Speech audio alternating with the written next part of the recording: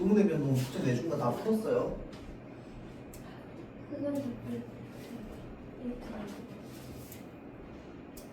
그리고 쌤이 나눠주게 이거지. 네. 아직 안 풀었다고? 반은 했어요. 아니 이거 문제 몇 개 낸다고 아직까지 풀고 있어요 이 사람들. 이거 문제 60명인데요. 60몇 문제라고? 네.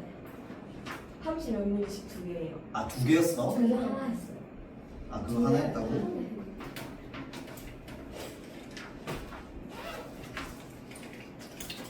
60개 60개 너무 많나요? 많아? 지금 다 풀었어? 서린이는? 좀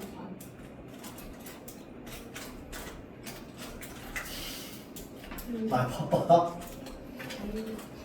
어? 저기서 이제 오늘부터 시작한다 이 말인데야?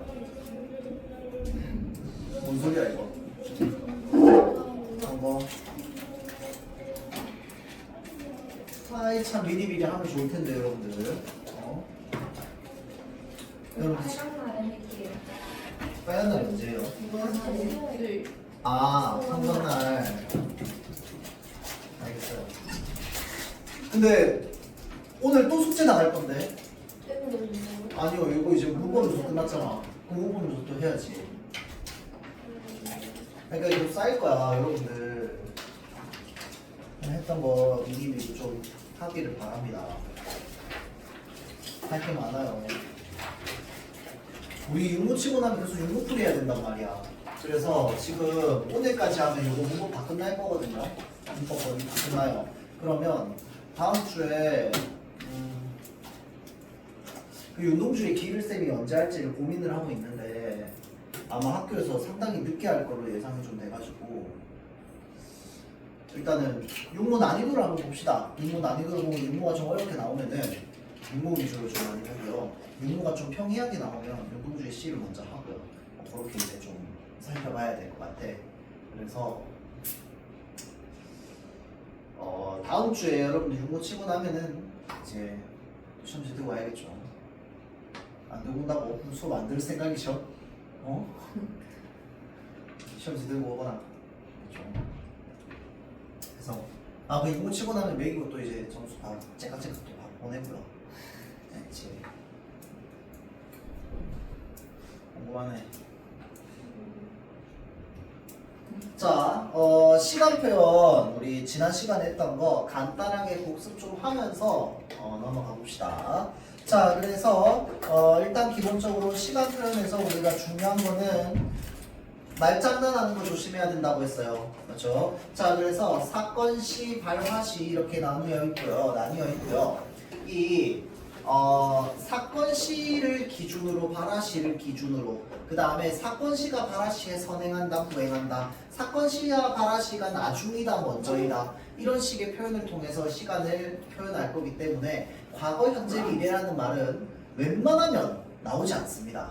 알겠죠? 과거, 현재, 미래라는 말은 웬만하면 선지에 나오지 않기 때문에 요 말장난 좀 유의해야 된다고 했어요.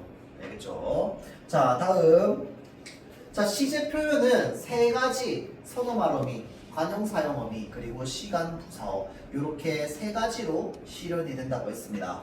자, 그래서 그 중에서 우리가 유의해서 외워야 하는 거는 뭘 유의해서 외워야 된다고 했어? 관형사형 전성어미를 유의해서 외워야 된다고 했습니다. 왜? 이 관형사형 전성어미가 무엇을 구분해야 되기 때문에 동사와 형용사를 구분할 수 있어야 되기 때문에 중요하다고 했어요. 동사, 형용사 구분이 평소에 되어줘야 됩니다. 알겠죠? 자, 그래서 동사랑 형용사를 잘 구분해야지. 특히나 이제 중요한 게 뭐라고 했어? 요 니은이라고 했어요. 니은이 동사일 때 사용되면 뭐라고 했어? 과거라고 했어요. 니은이 형용사나 서술격 조사일 때 사용되면 뭐라고 했어? 현재라고 했습니다. 그래서 운동장에 남은 아이들 하면은 이 남은 아이들은 과거 표현이라고 했어요. 현재가 아니고. 알겠죠? 과거 표현. 자, 그 다음에 미래 시제는 뭐 선어말 어미가 그렇게 중요하진 않습니다. 미래 시제 선어말 어미, 리을은 보면 다 알아. 자, 미래 시제는 관형사형 어미는 관용 사용 의미는 보면 다 알고요. 미래 시제는 선어말 의미가 중요한데 미래 시제 선어말 의미 get은요 미래 시제로 사용되기도 하지만 또 다른 의미로도 사용된다고 했어요. 그렇죠? 그래서 의지나 가능성이나 추측의 의미로도 사용이 되고요. 그래서 어떠한 경우에는 의지 추측 가능성을 사용하는데 미래 시제를 안 나타내는 경우도 있다고 했습니다. 자, 그래서 자, 서울에는 비가 많이 왔겠다라고 하면은 이 왔겠다는 시제가 뭐라고 했어? 과거라고 했어요. 왜? get은 그냥 추측의 의미만 가지고 있고요. what이 오았겠다기 때문에 시제 자체는 뭐다? 과거 시제를 가지고 있습니다. 알겠죠? 자, 그래서 이런 것들 우리가 좀 유의해야 되고요. 자, 그 다음에 선어말 의미 과거 시제 선어말 의미 at과 ot을 쓰지만 과거를 나타내지 않는 경우도 있다고 했습니다. 자, 나는 아버지와 많이 닮았다라고 하면 상황의 지속을 나타낸다. 그러니까 지금 닮은 거야. 지금 닮은 거. 알겠죠? 자, 다음 그거 언니 것인데 넌 이제 언니한테 혼났다 라고 하면 뭐야? 어서오세요. 너 이제 언니한테 혼났다라고 얘기하면 요거는 지금 과거 시제 선어말 의미 at을 썼는데 뭘 나타내고 있어요? 미래 시제를 나타냅니다. 그렇죠? 자, 다음 현재 시제 선어말 의미는 니은스죠. 는 니은. 그렇죠? 자, 현재 시제 선어말 의미 니은 니은 쓰는데 현재 시제 선어말 의미 역시 나는 내일 제주도에 간다 라고 하면 제주도 아직 안 갔어. 맞죠? 자, 그런데 미래에 확실하게 일어난 일 확신을 가지고 하는 표현에서는 우리가 현재형으로 뭘 나타낼 수 있다? 미래를 나타낼 수 있다고 했습니다. 알겠죠? 자, 그 다음에 물은 위에서 아래로 흐른다라고 해서 보편적인 사실을 나타내는 것도 마찬가지로 현재 시제로 쓰는데 일반적인 상황에서 상황을 표현할 때 쓰는 거야. 지금 현재 물이 위에서 아래로 현재 내리고 있는 게 아니고. 알겠죠? 자, 그래서 이렇게 우리가 시간 표현 사용할 수 있다고 했고, 그 다음에 높이 표현은 높이 표현은 그래도 학교에서 진행을 좀 했지. 학교에서 높이 표현 나갔다 손. 둘은 안 나갔고. 오늘은 뭐 끝났어 그러면? 오늘 운동도 아직 안 끝났어? 오늘은 교과서 하고 있어요. 아, 교과서 하고 있어? 알겠습니다. 근데 높이 표현은 여러분들 막 상대, 주체, 객체 이렇게 있으면 상대는 빼고요. 자, 객체랑 주체랑 객체가 있으면 주체는 문장의 주어를 높이는 게 주체 높이법이었어요. 맞죠? 그래서 문장의 주어를 잘 찾아야 됩니다. 그렇게 해서 실현 방법은 어떻게 된다고? 주격조사 깨서를 쓰거나 선어말 어휘 의시를 쓰거나 그 다음에 특수한 어휘를 쓰거나. 그런데 특수한 어휘에 쓰일 때 주무시다랑 계시다에 있는 시는 뭐야? 선어말 어휘 아니라고. 잡수시다에도 마찬가지야. 시는 선어말 어휘가 아닙니다. 알겠죠? 그냥 특수한 어휘로 쓰이는 거야. 그렇지? 자, 그 다음에 주체 높임 같은 경우에는 직접 높임이랑 간접 높임으로 나뉜다고 했죠. 직접 높임은 어떤 거였어? 집에 오셨다라고 하면 시가 문장의 주어를 높이는데 문장의 주어를 찾으러 갔더니 아버지가 주어야. 맞죠? 그런데 아버지가 높임의 대상이잖아. 그래서 지금 주어를 찾아갔더니 주어랑 높임의 대상이랑 서로 일치해. 그런 거를 우리가 직접 높임이라고 한다고 했어요. 간접 높임은 어떻게 되는데 할머니께서 약속이 있으시다라고 하면 이 시에 있으시다의 주어는 뭐야? 약속이야. 약속. 맞죠? 근데 약속은 높임의 대상이 맞아 아니야? 아니야. 그래서 주어를 찾아갔더니 높임의 대상이랑 서로 일치하지 않아. 이거를 우리는 간접 높임이라고 한다고 했어요. 알겠죠? 자, 그래서 약속은 사실은 이 할머니의 유물 또는 할머니의 생각, 할머니와 관련된 것이기 때문에 이 약속을 높임으로써 할머니를 간접적으로 높인다고 해서 간접 높임이라고 한다고 했죠. 그렇죠? 자, 그래서 요런 것들이 주체 높임. 그 다음에 객체 높임 같은 경우에는 서술의 객체를 높이는 건데 객체는 뭐랑 뭐가 객체라고 했어요? 목적어랑 부사어가 객체라고 했습니다. 그렇죠? 자, 그래서 차연의 부사격 조사 깨를 붙여서 사용하고요. 그 다음에 특수한 어휘를 사용하고요. 그러면 목적어를 직접적으로 높일 수 있는 건 딱히 없죠. 그렇죠? 자, 그 다음에 특수한 어휘를 사용하는데 객체 높임에 사용되는 특수한 어휘가 주체 높임에 사용될 수 있다고 했어? 없다고 했어? 없다고 했어. 그렇기 때문에 얘네는 딱 보는 순간 이거 객체네 라고 할 정도로 그냥 알아두면 좋다고 했습니다. 몰라도 상관은 없어. 문장 성분 잘 따지면 봐봐. 영희는 그 문제를 선생님께 여쭈어 보았다. 선생님이 높임의 대상이잖아. 선생님 문장 성분 뭐야? 뭐라고요? 부사어야. 부사어. 맞지? 선생님께는 부사어야. 그러면 부사어를 높이는 거야. 맞죠? 할머니 모시고 공원으로 갔다. 할머니 문장 성분 뭔데? 목적어야. 할머니를 모시고니까. 맞죠? 얘 목적어야, 목적어. 그럼 모시다는 무엇을 높이는 거야? 목적어를 높이는 거야, 목적어. 맞죠? 자, 그러면 배다 한번 물어봅시다. 배다는 부사어를 높이는 거야, 목적어를 높이는 거야? 뭐라고요? 목적어를 높이는 거죠. 나 할머니를 뵈러 갈 거야. 가될 테니까. 여쭙다는 누구를 높이는 걸까요? 아, 여쭙다 있구나. 들이다. 들이다는 누구를 높이는 걸까요? 그렇죠. 할머니께 들리다니까. 맞지? 부사어를 높이는 거야. 그러니까 우리가 얘를 가지고 문장을 만들어 보면은 머릿속에 간단한 문장을 만들어 보면 돼.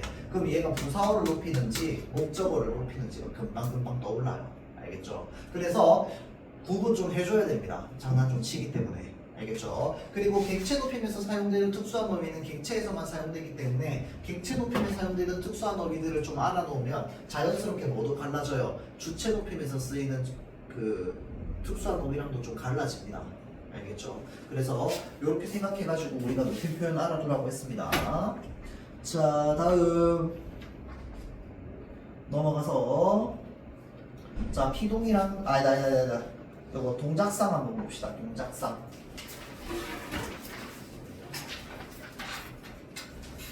자, 동작상은요, 여러분들 어떤 동작이 진행 중인지 완료되었는지를 나타내는 걸 동작상이라고 합니다.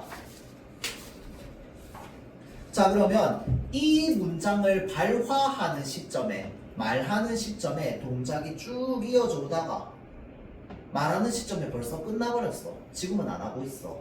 그러면 완료야, 진행이야? 완료야.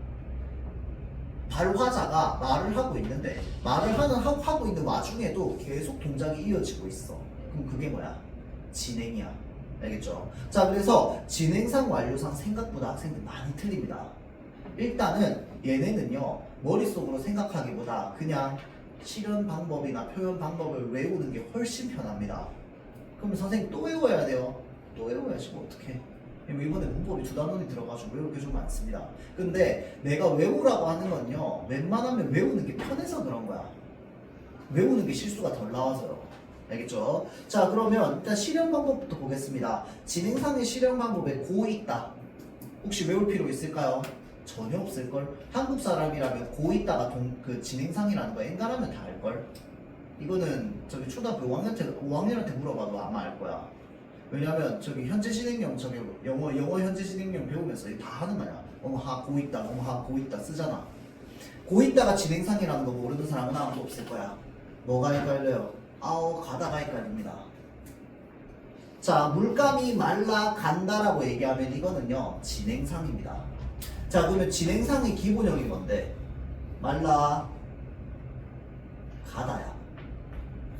이게 기본형이야. 근데 봐봐, 여기에 말라 간다라고 해서 여기 니은 붙어 있잖아. 그럼 무슨 시제? 현재 시제야. 그래서 여러분들 내가 말하고자 하는 게 뭐냐면 동작상이랑 시제랑 구분해야 됩니다. 시제는 시제고 동작상은 동작상이야.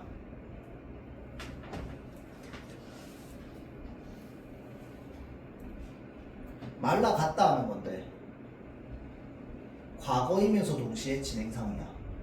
맞지? 말라 간다라고 하면은 뭐이면서 진행상인 거야? 그렇지. 현재이면서 진행상인 거야. 시제는 시제 따로, 동작상은 동작상 따로야. 아어 가다는 외워놓으라고 했습니다. 아어 가다는 진행상이야. 뭐뭐 하면서도요, 그냥 생각하면 당연히 진행이야. 자, 음악을 들으면서 청소를 한다라고 하면은 청소를 하는 행위를 할 때 음악을 끈 적이 있어 없어? 없어. 들으면서 한 거니까. 그럼 음악을 듣는 행위가 계속 연결되는 거지. 끊어진 적이 없으니까 진행이야. 알겠죠? 자, 그래서 얘는 무슨 어미에 해당합니까? 연결 어미에 해당하죠. 음악을 들으면서 청소를 한다라고 하면 이 문장은 어떤 문장이야? 대등하게 이어진 문장이죠. 기억나요?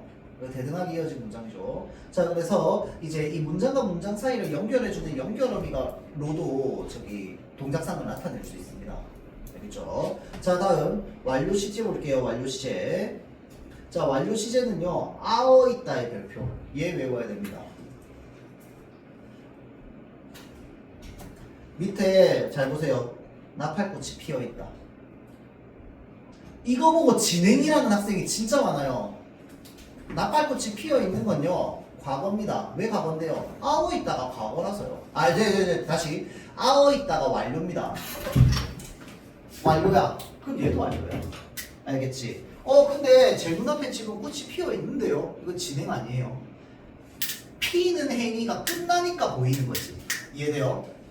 피고 있다가 진행인 거야. 쭉 이렇게 피고 있는 걸 보고 있는 게 피고 있다야. 쭉 해가지고 다 폈어. 그럼 뭐야? 피는 행위는 끝났잖아. 맞죠? 그래서 피다라는 행위가 끝나서 보이는 결과물이기 때문에 완료입니다. 알겠죠? 근데 이렇게 생각하면 좀 헷갈릴 수도 있어요. 동사가 몇 개가 달라지면. 기본적으로 아어 있다는 완료라는 걸 그냥 외워두는 게 가장 좋습니다. 알겠죠?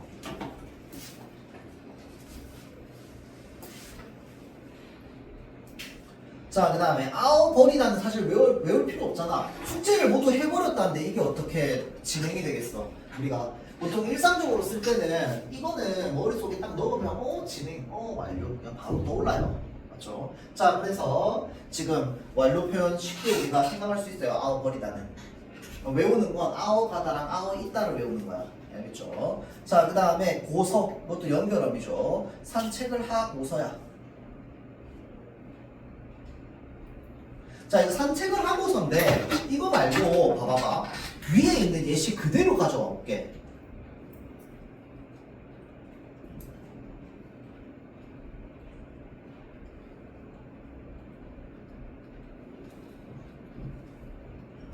음악을 듣고서 청소를 한다. 자, 그러면 청소기 돌리려고 청소하는 시점에는 음악 껐어 안 껐어? 껐어. 음악 듣는 행위 끝났어요. 완료인 거야. 알겠죠? 자, 그래서 그 음악을 듣고서라고 하면은 완료. 음악을 들으면서라고 하면 진행인 거야. 알겠죠?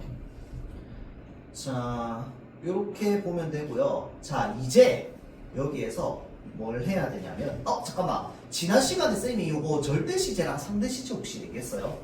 안 했어? 그럼 조금 이따 할게요. 자, 이제 진행상의 중의성에 대해서 얘기할 거야.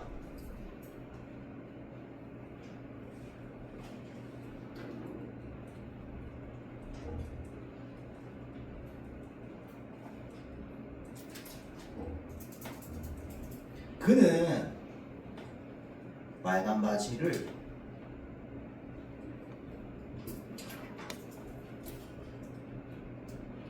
입고 있어.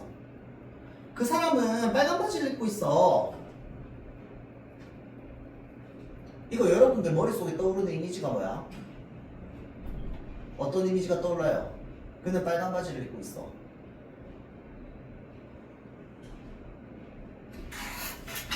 어떤 사람이 있어. 그가 빨간 바지를 입고 여러분 앞에 있는 거야. 맞지? 그럼 이거 진행이야 완료야? 진행이야 완료야? 진행이야? 완료야? 완료야? 입는 행위는 어디서 했어요? 집에서 해야지. 여러분 앞에서 하면 어떡해. 봐봐. 이거 중의성이 있어요. 얘를 진행으로 읽으면 그가 지금 바지를 입고 있는 상태야. 팬티 입고 있는 상태야. 떠올려봐. 이상해? 입고 있는 게 진행이면 이 사람 지금 여러분들 앞에서 팬티 입고 있는 거야. 맞잖아. 입고 있는 장면 보고 있는 거 아니야, 여러분들이. 그게 진행이야. 근데 우리가 일상적으로 쓸 때 그는 빨간 바지를 입고 있어 라고 하면 어떤 의미로 써요? 집에서 이미 입고 나온 거 보고 있잖아. 맞지? 그럼 그거는 진행이야 완료야? 완료야. 그러면 뭐가 맞아요 선생님? 둘 다 맞아요.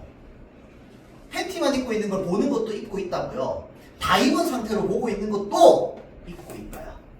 알겠죠? 자, 그래서 그게 지금 진행상의 중의성입니다. 뭐뭐 하고 있다는요 완료로도 읽힐 수 있고 진행으로도 읽힐 수 있어요. 매번 그럴까요? 매번 그렇지 않습니다. 특정한 경우에만 그래요.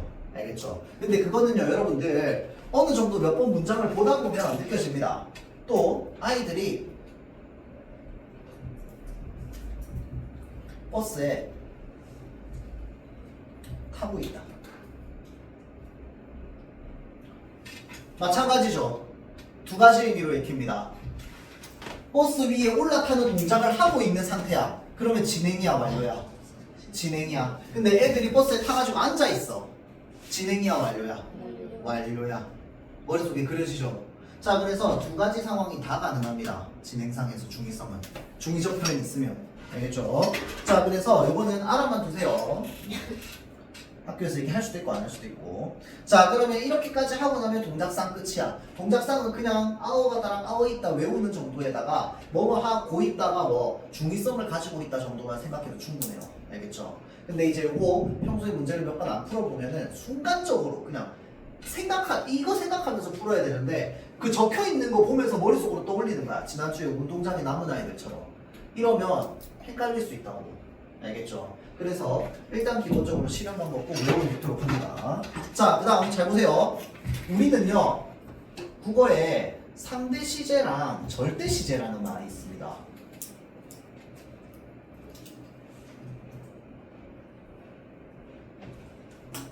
자, 봐봐. 여기에 문장에 나는 운동장에서 휴지를 줍는 영수를 도왔다라고 돼 있잖아. 시제 뭐야? 시제 뭐예요? 보소. 시제? 현재. 는은 어차피 동사에 밖에 못 붙잖아. 맞죠? 동사에 는 붙으면 현재죠. 동사에 는이라는 관형사형어미죠. 관형사형어미. 동사에 는이라는 관형사형어미가 붙으면 현재야. 여기에 뭐라고 적혀있어? 도왔다라고 돼 있네. 맞죠? 얘는 무슨 시제야? 과거야. 그럼 이 문장은 현재예요, 과거예요? 이 문장은 현재 시야, 과거 시야?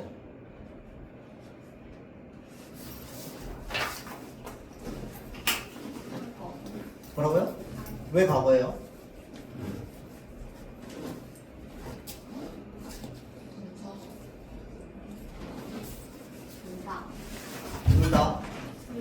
둘 다? 뭐 무슨 양자역학이야 이거 혹시 여러분들 슈리딩거예요? 아니 이게 과거이면서 현재일 수가 있어요? 어떤 문장이? 절대 시대, 상대 시대가 다른 거 아니에요? 기본적으로 과거입니다, 과거. 알겠죠? 일단 돕는 행위가 과거잖아. 맞지? 그런데 줍는이라고 했을 때 줍는 것도 도울 때 주운 거 아니야. 맞죠? 도울 때 주운 거기 때문에 도운 게 과거면 줍는 것도 언제야? 과거야. 근데 표현은 뭐라고 쓰여있어? 현재라고 쓰여있지. 자, 잘 들으세요. 실제로 일이 일어난 시간이 있고요. 실제로 일이 일어난 시간이 있고 여기에 쓰인 표현이 있는 거야. 둘을 구분해서 보자면 자, 휴지를 줍는 행위를 실제로 한 건 현재 한 거야, 과거에 한 거야? 과거에 한 거야. 표현 자체는 무슨 시제야? 현재 시제야. 이렇게 얘기해야 돼요. 알겠죠? 실제로 일어난 건 과거에 일어난 일이야. 그런데 그 과거에 일어난 돕는 행위가 일어나는데 줍고 있었기 때문에 그 시제를 뭘로 쓴 거야? 현재로 쓴 거야. 알겠죠? 그래서 그럼 이거 현재형 표현이에요? 현재형 표현이야. 근데 실제 시점은 뭐예요? 실제 시점은 과거야. 그러면 방금 내가 실제라고 얘기했잖아. 이 실제가 뭐에 해당하느냐? 절대 시제에 해당합니다. 알겠죠? 얘는 뭐냐면 그 절대적으로 일어난 그 과거 안에서의 상대적인 시제인 거야. 그래서 상대 시제라고 합니다. 알겠죠? 자, 그래서 자 보세요. 절대 시제랑 상대 시제 그럼 둘 중에 뭐가 더 힘이 셀까요? 절대 시제가 압도적으로 셉니다. 힘이. 알겠죠? 자, 그래서 절대 시제는요 대체로 어디에 있는 시제냐면 서술어에 있는 시제입니다.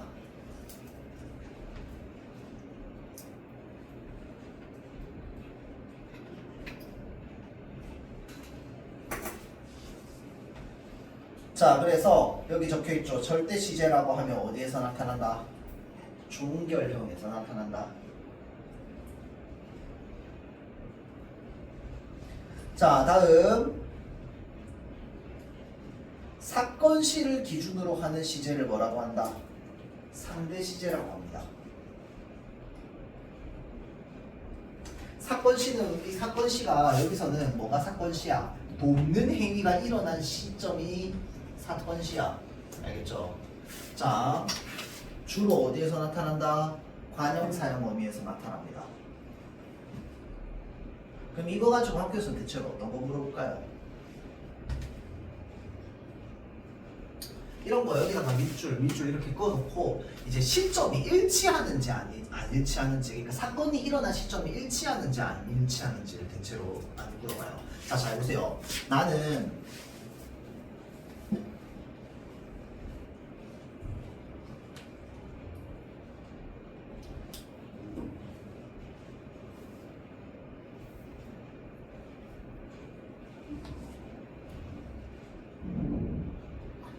잘 생각해. 나는 그가 읽는 책을 뺏었다. 나는 그가 읽은 책을 뺏었다. 라고 생각해 봅시다. 자, 그러면 과거, 현재, 미래를 생각하지 말고 실제 일이 일어난 거 한번 떠올려 봅시다. 내가 뺏는 행위를 할 때 그가 책을 읽고 있었어, 안 읽고 있었어? 읽고 있었지. 내가 책을 뺏는 행위를 할 때 그가 책을 읽고 있어, 안 읽고 있어? 안 읽고 있는 거야. 얘는 과거고 얘는 현재니까. 맞죠? 자, 그러면 뺏는 행위와 책이 읽는 행위가 동시에 이루어졌다. 맞아요? 틀려요? 맞는 말이야. 뺏는 행위랑 읽는 행위가 동시에 이루어졌다. 맞는 말? 틀린 말? 틀린 말이야. 읽은 건 그 전에 읽었어. 이해돼요? 얘네는 동시성을 가지고 있고 얘는 선후관계를 가지고 있는 거야. 이해돼요? 자, 그래서 이런 식으로 보통 많이 물어봅니다. 얘 진짜 문장의 시제가 뭐냐 아니냐 이런 것들은 안 물어봐요. 알겠죠? 그러니까 상대 시제를 물어보는 거기 때문에 얘네 둘을 밑줄 그어놓고 물어보면 이거는 절대 시제랑 상대 시제를 물어보는 거기 때문에 얘네들이 사건시와 관련되어 있는 걸 많이 물어봅니다. 알겠죠? 얘네들의 사건시가 일치하냐 사건시가 일치하지 않느냐. 알겠죠? 자, 그래서 요거를 알아둘 수 있도록 합시다. 절대 시제, 상대 시제가 있다는 거. 자, 그러면 시간 표현 끝났죠? 이제 피동사로 넘어갑시다. 133페이지.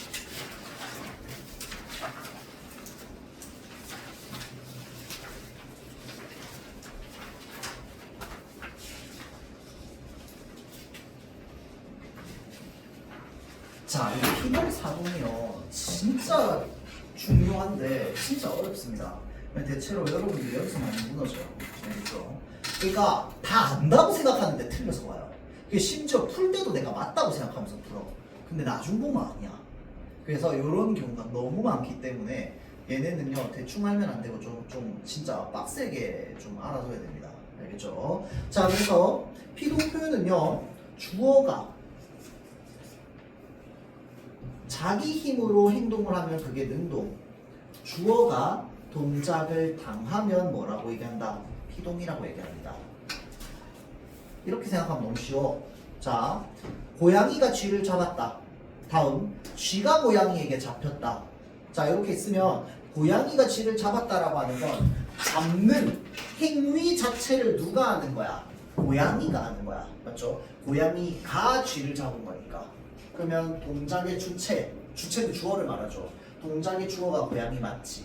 맞죠? 그런데 잡다라는 행위를요 당하게 되면 쥐가 고양이에게 잡혔다라고 하면은 실제로 잡는 행위를 하는 건 누구야? 고양이야. 맞죠? 그러면 고양이의 대상이 되는 게 쥐잖아. 맞죠? 자, 그래서 대상을 문장의 주어로 끌어오는 것이 바로 피동입니다. 알겠죠? 실제로 행동을 하는 건 누가 하는 거야? 고양이가 하는 거야. 맞죠? 자, 그래서 이런 식의 표현을 우리가 피동문이라고 합니다. 자, 그래서 밑으로 내려가서 요거 먼저 볼게요. 능동문을 피동문으로 바꾸는 방법. 자, 할머니가 손녀를 안았다라는 문장이 있어요. 이 문장을요 피동문으로 바꾸게 되면 어떻게 됩니까? 손녀가 할머니에게 안겼다가 되는 거야. 자, 그러면 잘 보세요. 손녀가 할머니에게 안겼다. 원래 능동문의 문장 성분 손녀를 문장 성분 뭐예요? 문장 성분 뭐야? 목적어. 피동문에 뭐로 갑니까? 주어로 갑니다. 능동문의 주어 뭐야? 할머니. 할머니에게라고 돼 있네. 에게의 문장 성분 뭐야? 부사어. 자, 능동문의 주어가 피동문의 부사어로 갑니다.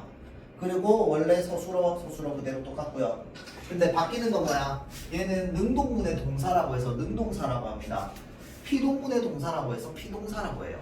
능동사에서 피동사로 바뀌었습니다. 안았다랑 안겼다. 뭐가 달라졌어요? 안 플러스 앗 플러스 다잖아. 맞죠? 그럼 안겼다는 어떻게 돼야 돼? 안 플러스 기 플러스 엇 플러스 다가 되겠지. 뭐가 다 더해졌어? 기가 더해졌어. 앗이랑 엇도 달라졌는데요, 선생님. 앗, 엇은 똑같은 형태소입니다. 맞죠? 앗, 엇은 똑같은 형태소인데 환경에 따라서 달라지는 거야. 이런 것들을 우리가 형태소의 이형태라고 하죠. 똑같은 형태소인데 형태가 달라지는 거. 대표적인 게 주격조사 이가. 주격조사 이랑 주격조사 가는 똑같은 형태소잖아. 근데 형태가 달라진다고. 앞말에 받침이 있느냐 없느냐에 따라서 달라지잖아. 목적격 조사 을을 맞죠? 이런 것들이 전부 형태소의 이형태에 해당합니다. 그래서 얘는 똑같은 형태소야. 그럼 뭐만 달라진 거야? 기만 달라진 거야. 기가 더해졌잖아. 맞죠? 자, 능동사에서 피동사로 바뀔 때 기만 더해졌어. 자, 이렇게 이제 우리가 능동문을 피동문으로 바꿀 수 있습니다. 자, 이 구조는 늘 동일해요. 거의 동일합니다. 알겠죠? 애기가 아니라 다른 조사가 붙을 수도 있어. 그런데 애기에 해당하는 뭔가가 있어야 돼요. 없으면 안 돼. 자, 그 말은 무슨 말이냐면요. 자, 잘 보세요. 손녀를이라고 해서 목적어 있지. 맞죠? 그래서 능동문을 피동문으로 바꾸는 게 가능한 문장 있잖아. 세상에 있는 모든 능동문을 다 피동문으로 바꿀 수 있어요? 아닙니다. 세상에 있는 모든 평소형 문장을 피동문으로 다 바꿀 수 없어요. 뭐가 있어야지만 바꿀 수 있을까요? 능동문에 목적어가 있어야지만 바꿀 수 있습니다. 목적어를 영어로 하면 뭐예요, 여러분들? 오브젝트야. 오브젝트가 목적어라는 말 말고 다른 말 뭐가 있는데? 대상. 동작의 대상이 된다고 해서 목적어야. 알겠어요? 동작의 대상이 된다고. 내가 누구를 때린다 라고 하면 어떻게 돼? 그 때림을 당하는 대상.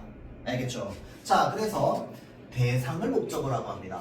대상이 없으면 피동문이 될 수가 없어요. 대상을 주어로 끌어와야 되는데 문장 능동문에 애초에 대상이 없으면 끌어올 수가 없잖아. 자, 그러면 목적어가 없는 서술어 뭐 있을까요? 서술어가 되는 애들 중에 목적어가 없는 애들을 뭐라고 할까요? 일단 서술어는 뭐가 서술어가 돼요? 동사랑 형용사. 맞죠? 뭐 서술격 조사도 되는데 서술격 조사는 그냥 이거 할 때는 형용사랑 똑같다고 보세요. 어차피 환경이 똑같기 때문에. 자, 그래서 동사, 서술격 조사, 형용사 이렇게야. 서술격 조사 빼고 동사, 형용사. 형용사에 목적어 필요합니까? 그 어떤 형용사에도 목적어를 필요한 게 없습니다. 맞죠? 그럼 형용사가 서술어로 있어. 걔 피동문 만들 수 있어 없어? 없습니다. 자, 서술어가 형용사면요 피동문을 만드는 게 불가능합니다. 동작의 대상이 없는데 어떻게 만들어요? 맞지? 자, 그 다음에 목적어 없는 동사 있습니다. 그걸 뭐라고 얘기해요? 자동사. 영어 할 때 했을걸? 맞죠? 자동사야. 자동사를 피동문으로 만들 수 있어요? 없습니다. 자, 볼까요? 나는 잔다. 얘 동작 당하게 만들 수 있어요? 당하는 애가 있어? 없어. 당하는 애가 없어서 걔를 주어로 끌어올 수가 없어요.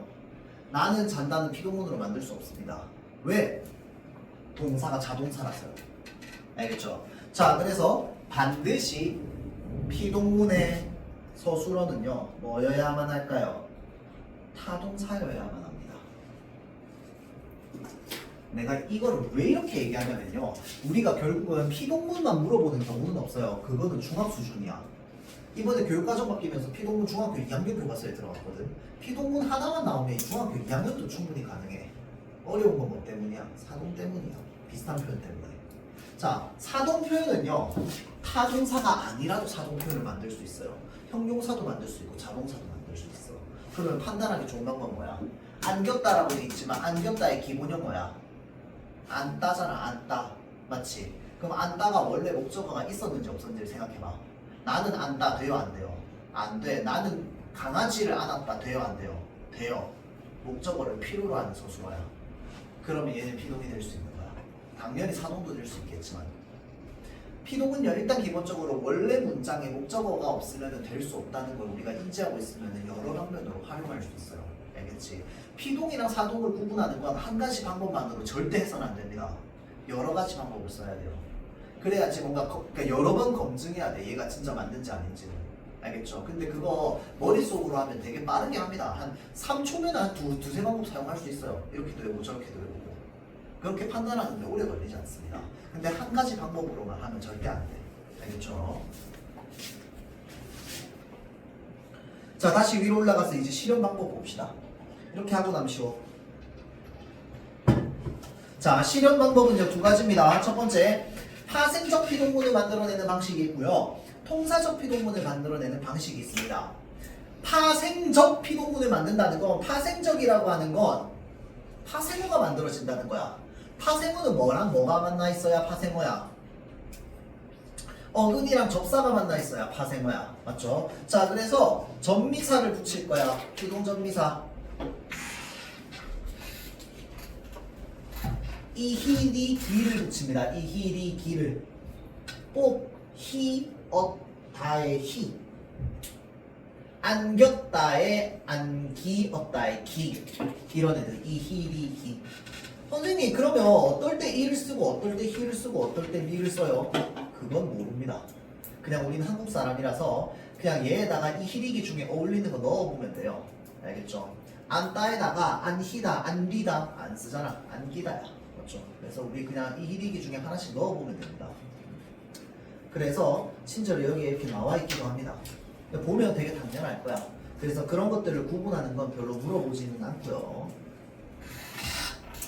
자, 다음 파생적 피동문 하나 더 있습니다. 땡땡 되다가 있어. 땡땡 되다.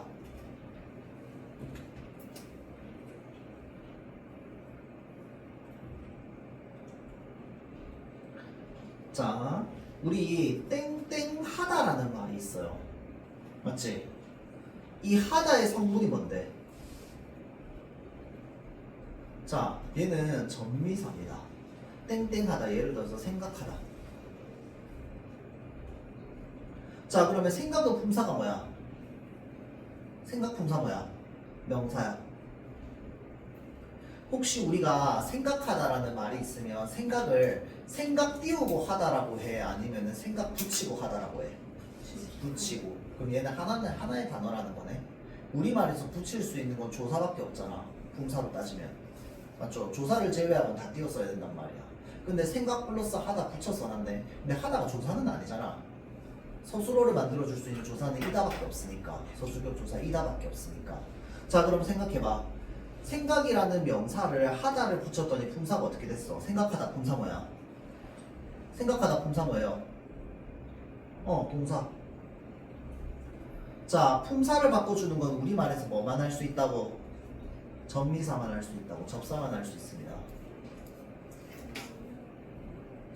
그래서 땡땡 되다가 접사야. 땡땡 하다가 접사고. 그럼 하다는 접사로만 쓰여요? 아니, 하다가 동사로도 쓰이고 접사로도 쓰입니다. 되다도 마찬가지로 동사로도 쓰이고 접사로도 쓰입니다. 자, 다시 예를 들어서 발견하다. 발견 명사야. 맞죠? 하다를 붙이면 동사가 됐겠죠. 발견하다. 얘를 피동으로 바꾸면 어떻게 돼? 발견되다가 되는 거야. 그래서 땡땡 되다 이렇게 돼 있는데 땡땡 되다의 원래 그 능동문의 형태는 하다입니다. 하다가 피동문으로 될 때 되다가 되는 거야. 하다가 피동으로 되면 되다가 돼요. 그래서 여기에 이 땡땡에 해당하는 부분은 체언이 와야 됩니다. 체언 플러스 되다.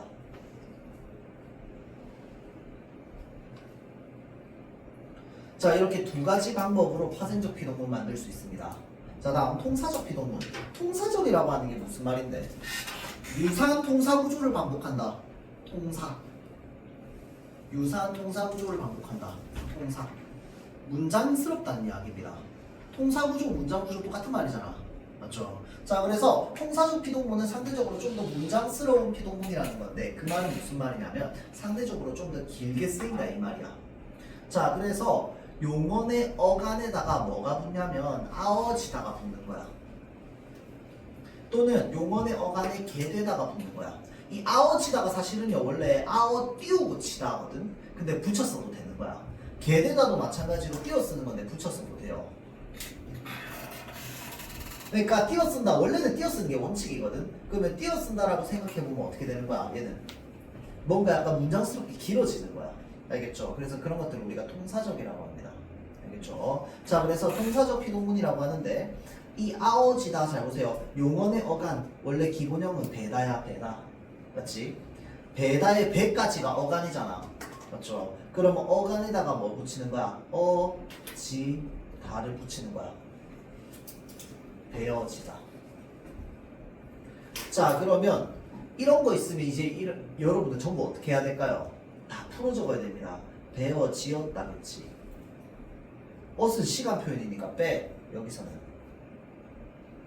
피동사동 생각할 때는 어은 시간 표현이니까 빼면은 배 하고 나서 어지다가 붙은 거잖아.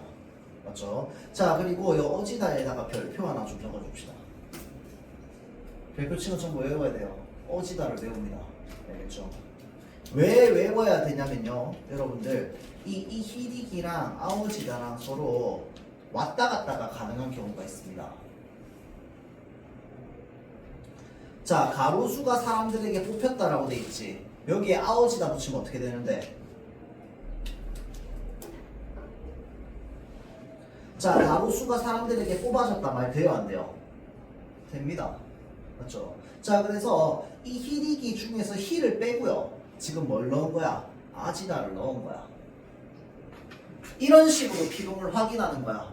그냥 이 히리기 붙어 있으면 다 피동 아니에요? 아니야. 왜? 사동전미사도 이 히리기가 있거든. 그래서 피동이랑 사동을 구분할 때는 이 히리기를 보고 하는 게 아니라 얘를 넣어서 구분하는 거야. 알겠죠? 근데 피동은 좀 애매한 게 뭐냐면, 피동은 좀 어려운 게 뭐냐면요, 아어지다랑 개되다를 안 쓰는 피동도 있습니다. 그러니까 어떤 동사 같은 경우에는 이 히리기만 어울리고 나머지 두 개가 안 어울리는 거야. 또 어떤 동사 같은 경우에는 아어지다만 어울리고 두 개가 안 어울려. 어떤 동사 같은 경우에는 개되다는 어울리는데 이 두 개가 안 어울려. 이런 애들이 꽤 있습니다. 그런데 대부분은 왔다 갔다가 가능해요. 알겠죠? 자, 그래서 가능한 경우에는 바꿔서 표현해봐. 근데 바꿔서 표현했는데 제가 생각할 때 좀 어색해요. 근데 사실 알고 보니까 피동문이었어요. 이런 경우가 많거든요. 그래서 판단할 때 항상 피동을 먼저 확인하는 게 아니고 사동을 먼저 확인합니다. 알겠죠? 얘가 사동인지 아닌지를 판단하면은 그 이후에 피동인지 아닌지를 좀 더 쉽게 판단이 돼요. 알겠죠?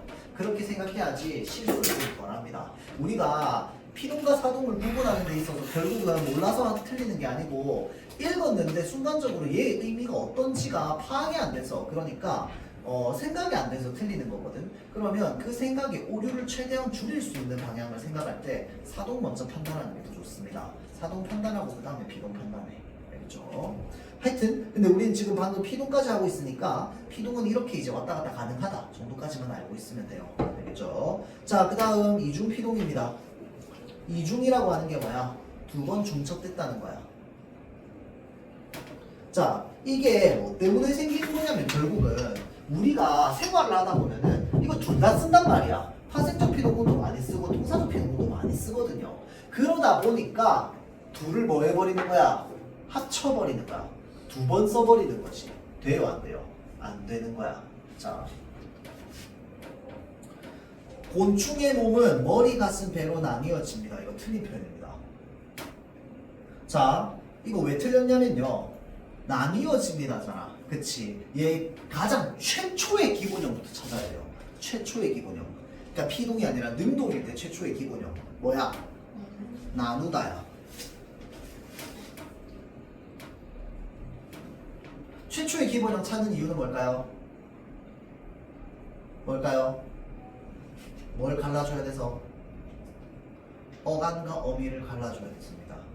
뭐 찾으려고? 어간 찾으려고. 나, 누까지가 어간이야. 그러면 나, 누는 건들면 돼, 안 돼? 안 돼. 나누다를, 나누라는 어간을 냅둔 상태에서 뒤에 뭔가를 붙여야 돼. 자, 그럼 얘를 풀어봐봐. 얘는 나, 니라고 적혀있지만 원래는 뭐야? 누야. 누인데 위가 붙어서 지금 뉘가 되어 있는 거 아니야. 그러면 이 뉘도 어떻게 해줘야 돼요? 누, 이로 나눠줘야 돼요. 나뉘어집니다는 누와 이가 합쳐져 있는 거야. 왜? 기본적으로 누인데 누구 맘대로 니로 바꾸는데 뭐가 더해져서 바뀌어진 거야. 제 나뉘어집니다 풀어주면 나누이어집니다야.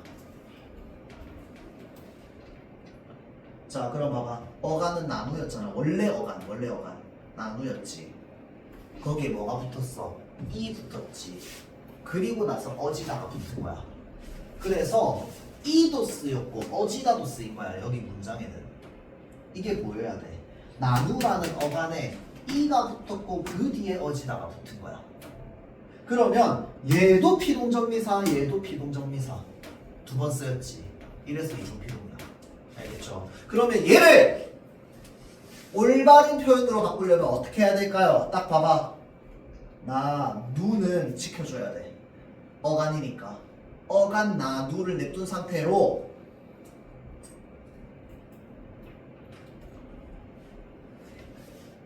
입니다라고 할 때 이 이가 뭔데? 나눌게. 나누 이 플러스 비읍니다야. 비읍니다는 상대 높임의 저기 종결음이죠. 상대 높임 그 저기 아주 높임 하십시오체. 하십시오체야 하십시오체. 자 이거 높임 표현이니까 빼. 나누 이 비읍니다야. 알겠죠? 그럼 나누 이 비읍니다를 합치면 어떻게 되는 거야? 나뉩니다가 되는 거야. 알겠죠? 자 그래서 나뉩니다라고 쓰면 맞는 말이야. 왜? 이라고 하는 피동 표현 하나밖에 안 쓰였으니까. 또는 어떻게 써야 돼? 나누 어집니다. 나누까지 끊고 어집니다가 만나야 되는 거야. 알겠죠? 자 그래서 얘네 둘은 가능해요. 피동이 한 번 쓰였기 때문에. 얘는 피동이 두 번 쓰여서 안 됩니다.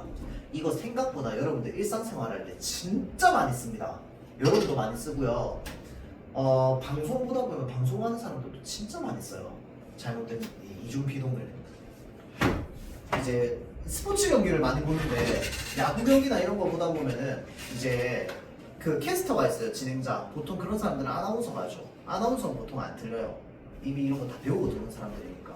이거를 진짜 소위 말해 개빡세게 시험 치고 들어온 사람이니까. 맞죠? 근데 그 옆에서 앉아 해설하는 사람들은 사실 아나운서 출신이 아니란 말이야. 맞죠? 해설하는 사람들은 대체로 뭐 운동선수 출신이거나 뭐 이런 경우가 많잖아. 그럼 그 사람들이 어떤 상황을 해설할 때 진짜 많이 쓰는 표현이 뭐냐면요. 뭐 A 선수가 B처럼 어떠하게 플레이를 한 걸로 생각되어집니다.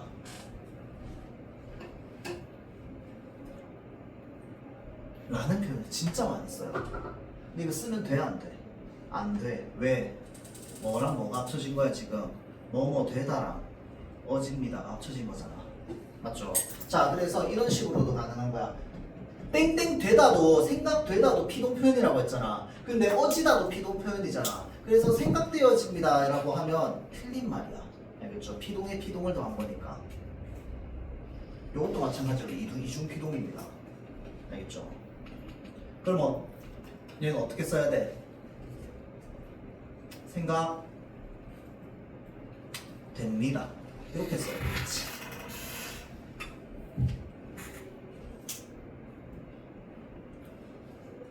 자, 그래서 여기까지가 이중피동입니다. 자, 그러면 우리 피동 표현을 왜 쓸까요?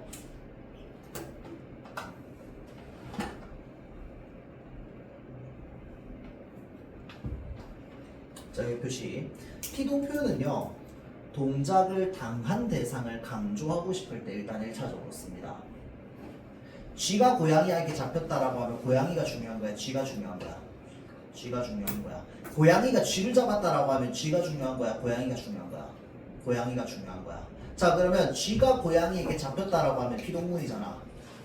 쥐가 고양이에게 잡혔다라고 하면 피동문인데 고양이가 아니라 누구를 강조한다? 쥐를 강조한 거야. 알겠죠? 자, 다음 동작의 주체가 분명하지 않거나 밝힐 필요가 없을 때. 자, 이거랑 관련해 가지고 하고자 하는 말이 그 개념 알아야 되는 개념이 하나 있는데 바로 뭐냐면 대응하는 능동문이 없는 비동문입니다. 예를 들어서 날씨가 풀렸다. 생각해봐. 풀렸다의 원래 형태는 뭔데? 풀다야. 근데 여기에 지금 리와 어시 붙어가지고 풀리었다가 되는 거잖아. 풀리었다잖아. 풀리었다. 맞죠? 자, 그러면 날씨가 풀렸는데 지금 피동편으로 쓰였어. 얘를 능동문으로 바꿔봐. 누가 날씨를 푸는데요? 날씨를 푸는 주체가 분명하지 않아요. 맞지? 자, 그래서 동작의 주체가 분명하지 않을 때 비동문을 씁니다. 불분명할 때. 이게 사실 이거는 애초에 능동문이 성립할 수 없는 거지. 그래서 피동문으로 쓸 수밖에 없는 문장인 거죠. 날씨가 풀렸다라고 하면 피동문인데 대응하는 능동문이 없어. 능동문을 만들려고 하는데 날씨를 푸는 사람이 없거든. 푸는 존재가 없잖아. 맞지? 자, 그렇기 때문에 이런 것들이 뭐냐면 동작의 주체가 분명하지 않은 거야. 알겠죠? 또는 밝힐 필요가 없을 때를 쓰기도 합니다. 책상이 더러워졌네? 피동이야, 능동이야?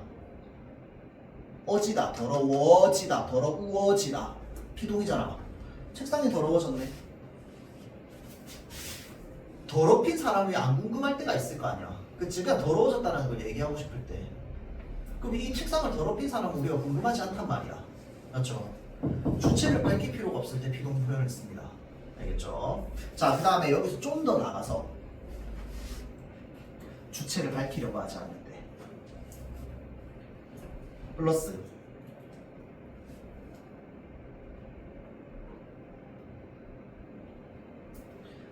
주체가 동작을 했는데 그 동작의 책임을 회피할 때, 회피하고 싶을 때 그때 쓸 수 있습니다. 자, 생각해보세요. 여러분들은 살면서 막 진짜 굉장히 나한테 너무 어려운 사람이다 뭐 이런 것들이 있었을까? 잘 모르겠는데 예를 들어서 여러분들이 신입사원으로 회사에 입사했다고 칩시다. 회사 전체에서 내가 제일 막내야. 회사가 좀 커. 근데 갑자기 내 전화에 저장은 했지만 한 번도 연락을 해본 적 없는 회사의 기업의 회장님이 나한테 전화를 했다고 생각해봅시다. 전화를 받았어요. 편해 불편해? 불편해. 그래 내가 전화를 받았다. 회장님 나보고 누구냐고 얘기해. 그러니까 자기가 전화 잘못 건 거야. 그래놓고 나보고 누구냐. 그래서 저는 누구누구 신입사원 누구누구입니다. 막 이렇게 얘기를 해. 지금 상황이 무슨 상황인지 몰라. 근데 나는 알아. 지금 저 사람이 나한테 전화를 잘못 걸었어. 그래서 내가 그걸 알리고 싶어. 회장님께서 전화를 잘못 거셨습니다 라고 하면 어떻게 돼? 전화를 잘못 건 그 잘못된 행위를 저 사람이 했다는 책임을 밝히는 거야. 회장님께서 전화를 잘못 거셨습니다 라고 얘기하면. 맞죠? 근데 예를 들어서 전화가 잘못 걸린 것 같습니다. 전화가 잘못 걸렸습니다 라고 내가 얘기한다면 잘못 걸리다라고 얘기했으니까 지금 피동 표현으로 쓴 거잖아. 맞죠? 그러면 잘못 건 건 사실 저 사람이 잘못 걸었지만 전화가 잘못 걸렸다라고 얘기하면 이 동작의 행위에, 그러니까 행위를 한 사람의 책임을 내가 배제시키는 거야. 저 사람이 잘못 걸었는데 잘못한 저 사람의 책임은 빼고 그냥 전화가 잘못 걸렸습니다 라는 식으로 얘기할 수 있는 거야. 알겠죠? 그래서 동작을 한 사람의 책임이라든지 주체의 책임을 회피하기 위해서 말하고 싶지 않을 때 그럴 때도 씁니다. 알겠죠? 비동문은. 자, 그래서 그럴 때 우리가 비동 표현을 쓴다. 자, 여기까지 하고 잠깐 쉬었다가 사동 표현 보도록 할게요. 잠깐만. 시간 좀 남아서 그런데 혹시 지금 자습서 다 들고 있어요? 안 들고 있지? 오케이. 자습서가 없으면